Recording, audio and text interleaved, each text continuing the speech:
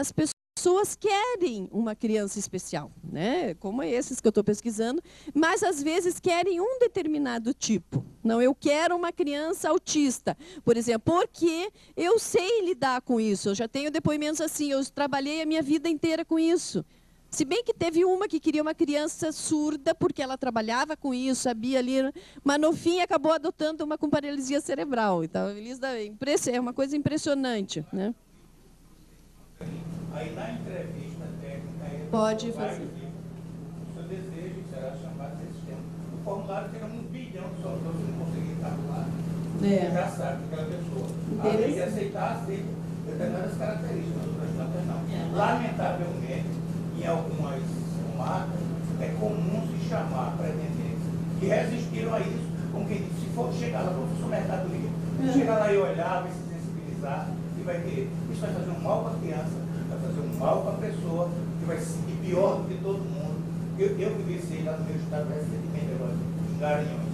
Não foi o Lula, não foi o outro. E quando chegou lá, a pessoa saiu arrasada, porque não tinha condições. Uma Tereza, ela não tinha condições da conta, um casal maravilhoso, não tinha. Mas saíram com sucesso com as pessoas do mundo.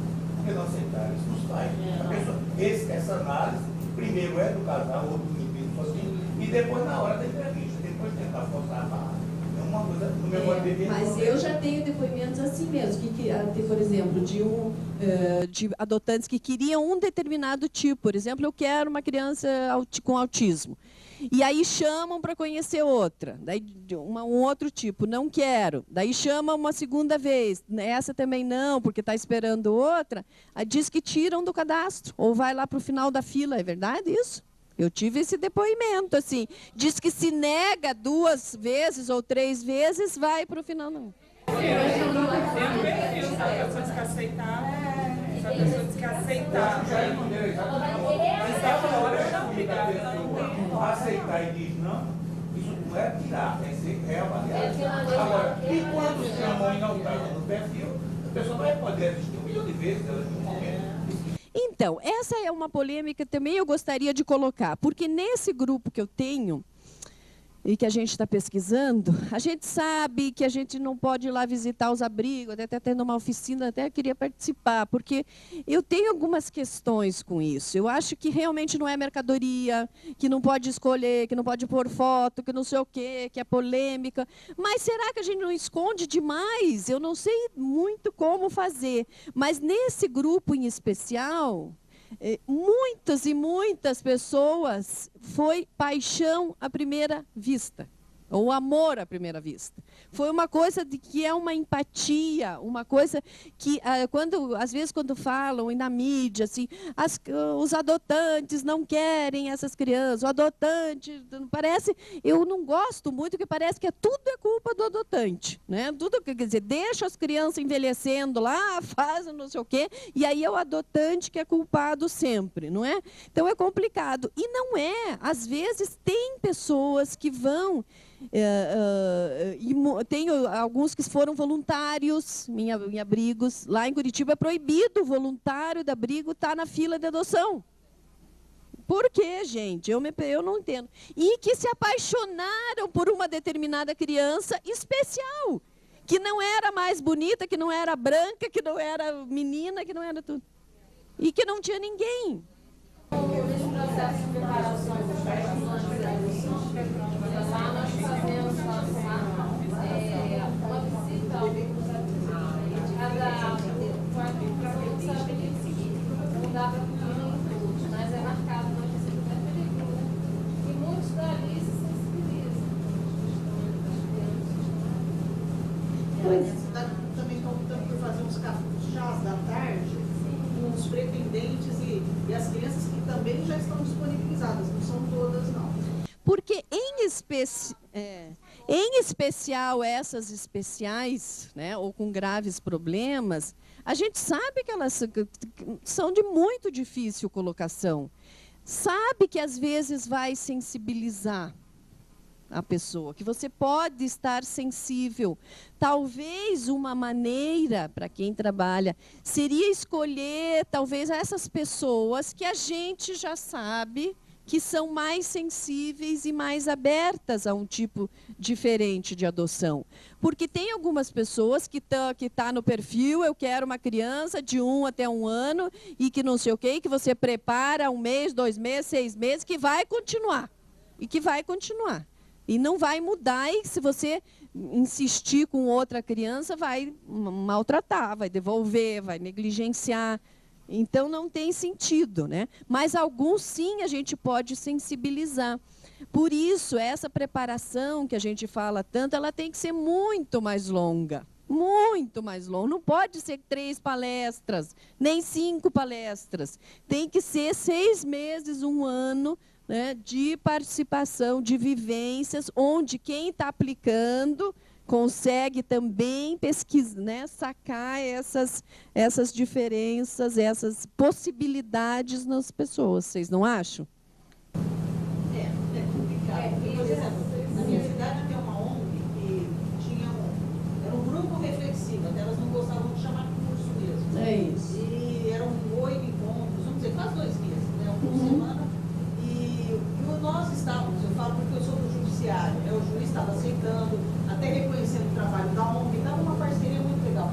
Só que o Tribunal de Justiça de São Paulo chegou junto no juiz dizendo, não, o curso tem que ser feito pelo judiciário e o senhor também tem que participar, porque diga-se de passagem ele não ia, né? Mas aí ele mandava nós irmos. Até aí tudo bem, também não era uma coisa. Mas enfim, aí houve toda uma estruturação na equipe, quer dizer, até entre aspas, sobrecarregou a equipe, porque tivemos que organizar um curso, mas aí foi um curso mesmo.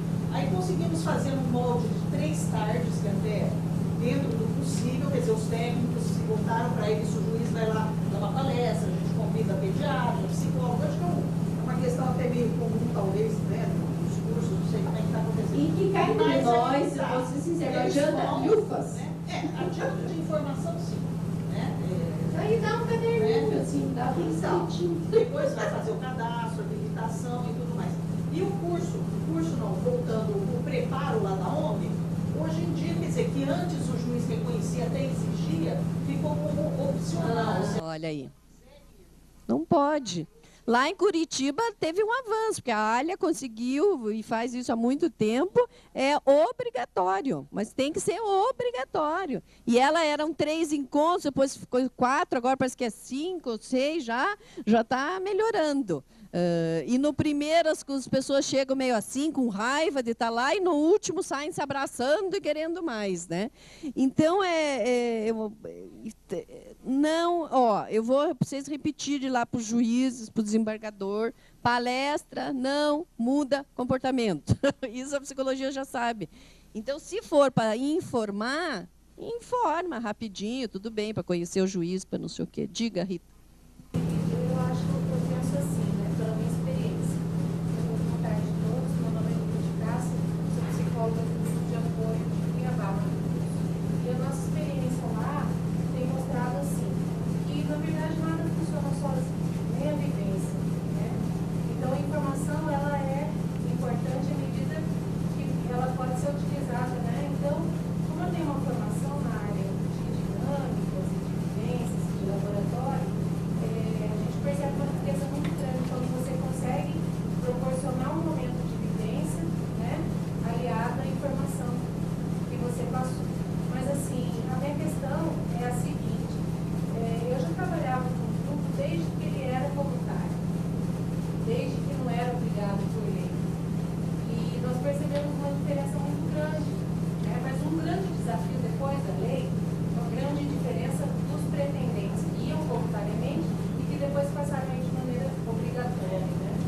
Mas assim, é um desafio como envolver essas pessoas que estão indo, muitos porque queriam, chegavam lá algementos, de repente, né, não queriam mais sair, e dos que estavam, mas assim, ainda assim, o curso, né, ou o curso muito reflexivo, aí vai da gosto de cada estado, né, ele não tem a prerrogativa de habilitar. Ele faz isso ao estudo psicossocial da equipe técnica. Assim, então, um dos pré-requisitos é o quê? É o certificado. Mas como que você dá o certificado? Não existe uma avaliação de aproveitamento, nem de mas é que nesse grupo, você que faz, você sabe, você saca o perfil de algumas pessoas muito melhor do que aquele estudo psicossocial que você faz, que as pessoas...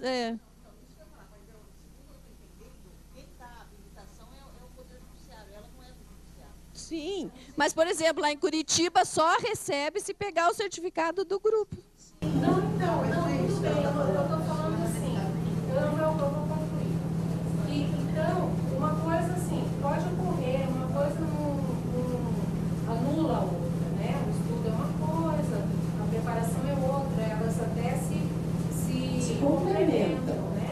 Mas eu penso assim, que de repente, porque não é um diálogo entre nós, não vou falar que nossa relação é péssima, que a gente não conversa, não é assim, tanto que a nossa sala de amparo é dentro do juizado, né? Nós que fazemos o curso por intermédio de uma parceria técnica com o Poder Judiciário, mas assim, não há essa troca de informação no sentido assim de casar esse perfil que pode ser levantado justamente nesse momento de preparação, que é realmente o ambiente adequado para você fazer essas observações, né? Com esse.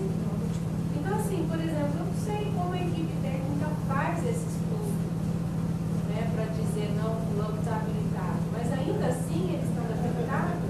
Existe isso, porque tem muito preconceito, gente, tanto que às vezes eu até me canso, tem dia eu chego em casa e exausto. Juro, assim, até pensando em insistir, sabe? Eu falo com o meu coração para você, porque não é fácil. Não é fácil, porque assim, essa tarefa, né, de sensibilizar pessoas, eu nem falo mais mudar, porque quem somos nós, né? Para mudar, então, acho que é muita pretensão. O que a gente pode fazer no máximo é proporcionar um ambiente adequado. Porque cada um tem a sua história, gente. Então, claro que mas tem... existe esse preconceito, não aceitou. Eu vejo lá, sabe? Cada vez que eu leio isso, parece que eu recebo uma agulhada, assim, né? Não aceitou, então porque não quer ninguém. Sabe, assim, Não é. Isso é verdade, mas eu vejo muito depoimento desse estilo, sabe? Que é complicado, assim. Eu acho que, às vezes, eu vejo muito depoimento assim, de preconceito da equipe técnica mesmo. Porque, de repente, nós estamos num momento que é outro momento, que é procurar uma família para uma criança, tudo isso que a gente já sabe, que a gente fica se repetindo, não sei o quê, não sei o quê. Mas tem que ter cuidado, porque os adotantes são adotantes, eles estão frágeis também, a maioria ainda adota por infertilidade, e nós queremos jogar tudo, de repente, nas costas dele. Não, você tem que escolher esse e não aquele. Não, porque nós no cadastro tem 5.000 crianças lá com mais de 7 anos. Então, vamos escolher esses.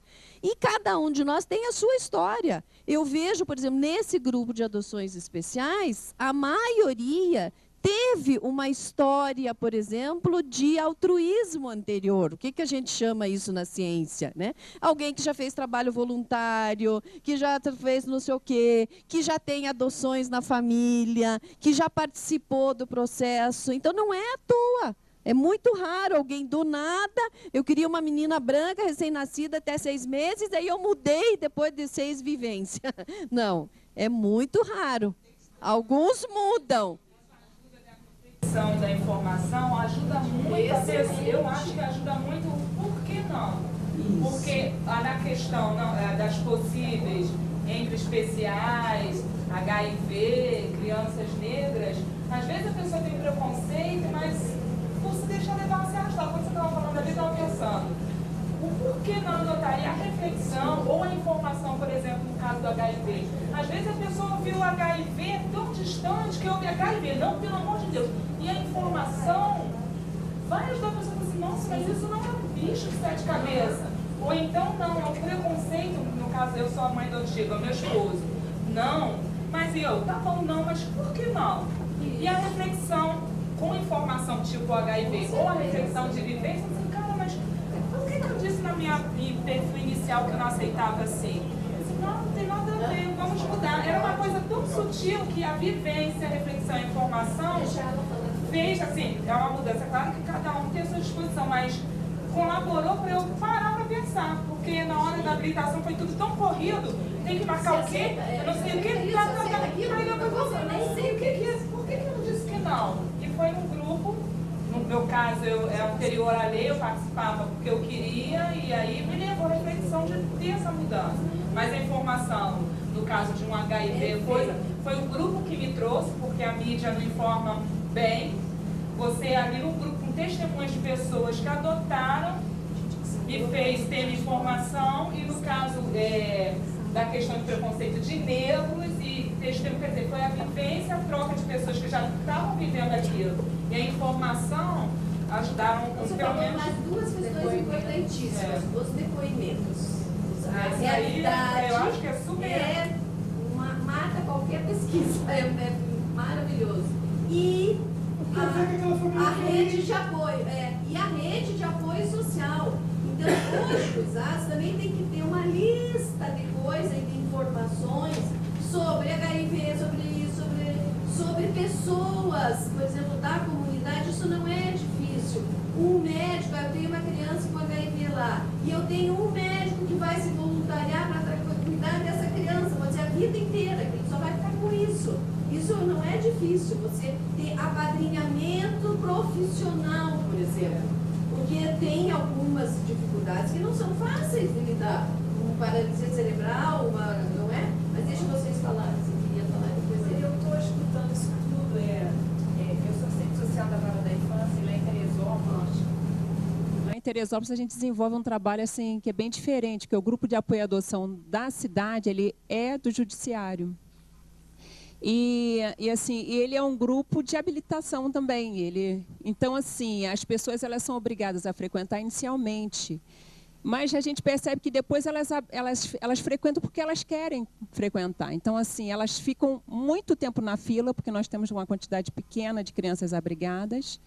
Então, elas ficam muito tempo à espera daquela criança, e as pessoas que adotam, elas continuam frequentando o grupo voluntariamente. Então, esse contato de pessoas com crianças HIV positivas acontecem naturalmente. Então, as pessoas vão para o grupo, continuam, dão depoimento, e as pessoas veem que aquela criança não é um bicho de 7 cabeças, é só uma criança que precisa de uma família. E é muito interessante como que, quando a gente diz assim, olha, tem um menino com esse perfil, HIV positivo, bebê, recém-nascido, quem depois quiser conversar com a gente vem, e as pessoas nos procuram naturalmente. E isso que você falou, Lídia, assim, os nossos abrigos lá são abertos. Então, a pessoa ela coloca um perfil inicial e a gente diz, os abrigos são abertos. Então, a pessoa quiser, eu não chamo a pessoa para criança X, isso é ruim. Eu chamo a pessoa para criança X quando é um bebê. Bebê, a gente segue rigorosamente a fila. Agora, para essas adoções necessárias, os abrigos são abertos. Então, as pessoas, elas é que dizem o que elas podem, o que elas querem, o que elas conseguem, o que elas têm vontade, o que elas sentem. Eu acho que isso é legal. Assim, o problema que a gente tem é quando a pessoa diz, eu só quero criança nesse perfil, e aí você chama a pessoa para esse perfil, e esse perfil nunca está bom. Aí sim é que a gente começa a trabalhar, né, nesse sentido. Mas, assim, acho que o conjunto de coisas acho que funciona.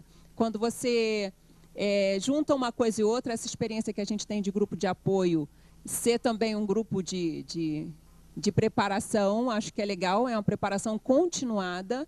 As pessoas adotam e continuam no grupo porque querem, e o pós-adoção misturado com a preparação é muito interessante. E os abrigos abertos, porque assim, a pessoa coloca inicialmente um perfil fechado, mas ela é que vai dizer o quanto ela pode abrir. Eu acho que isso que é interessante. E às vezes vai mudando também. Vai se simplificando. Voltando, né, esse assunto, né, do curso e das adoções possíveis, né, pegando o gancho da colega, qual é o seu nome? Da Eliane Carrão, né, justamente falando dessa importância, né, do curso, né, desse preparatório, para que ele mostre quais são essas possibilidades, para que ele mostre qual é cada caso, né, e pegando também o gancho da professora que falou sobre a questão do que motiva, né, assim, eu vou misturar um pouco da minha história para justamente dar o meu depoimento.